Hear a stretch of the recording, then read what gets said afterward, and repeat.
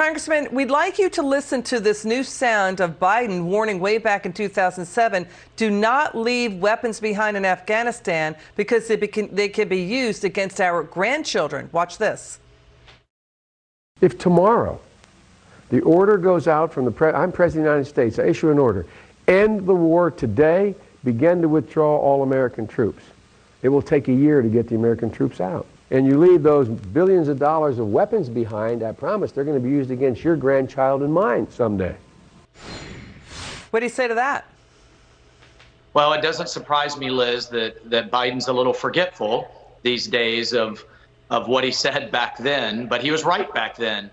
And what I think happened between 2007 and the disastrous order he made this year and the disastrous way with which it was executed is he was vice president under Obama and had a real chip on his shoulder coming out of that towards the military, towards the Pentagon. Has been reported on multiple occasions. He felt like the Pentagon boxed him and Obama in.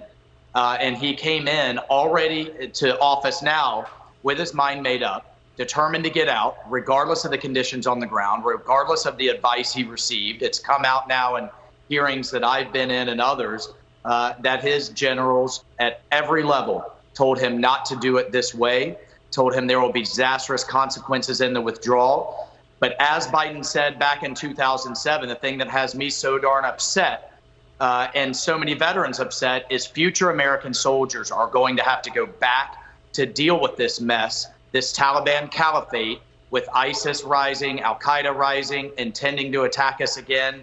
But now, as he predicted, we're going to have to fight through our own weapons. And there's going to be future Gold Star families. And we need to think about this heading into Veterans Day this week. Future Gold Star families are going to be created at the hands of taxpayer-funded weapons that Biden left behind. That is so concerning, right? I mean, we had 13 troops killed by suicide bombers.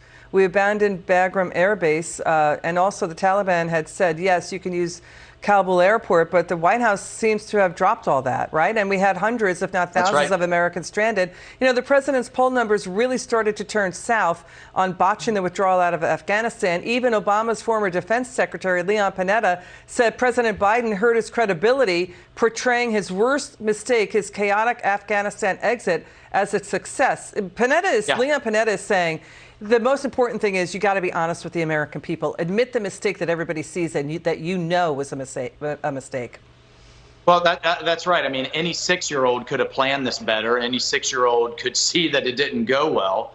And so for Biden to stand before the world and the American people and say this was an exceptional success and say that we only have 100 Americans left behind, when every veterans group out there knows that it was way more than that, to say that our allies are fine.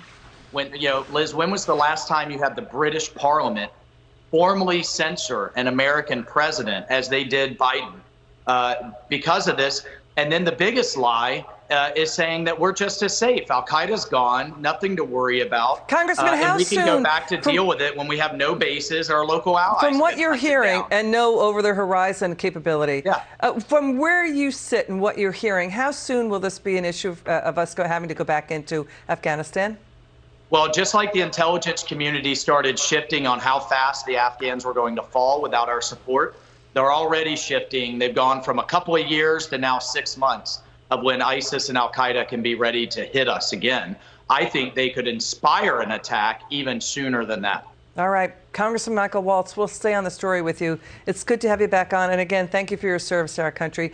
As the congressman said, this is Veterans Day coming up this week, and we will be doing special coverage later in the week on the Evening Edit.